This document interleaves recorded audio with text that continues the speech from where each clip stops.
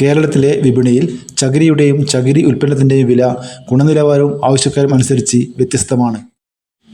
എറണാകുളം മേഖലയിൽ പച്ചച്ചകിരി അല്ലെങ്കിൽ നാടൻ ചകിരിക്ക് ഒരു കിലോയ്ക്ക് ഏകദേശം 12 മുതൽ 30 രൂപ വരെയാണ് വില. 30 കിലോ വരുന്ന ഒരു കെട്ടിന് 600 മുതൽ 900 രൂപ വരെയാണ് മൊത്ത വ്യാപാര നിരക്ക്. ചകിരിച്ചോറ് അതായത് പൊടി രൂപത്തിലുള്ളവയ്ക്ക് കിലോയ്ക്ക് 15 മുതൽ 30 വരെ വിലയുണ്ട്.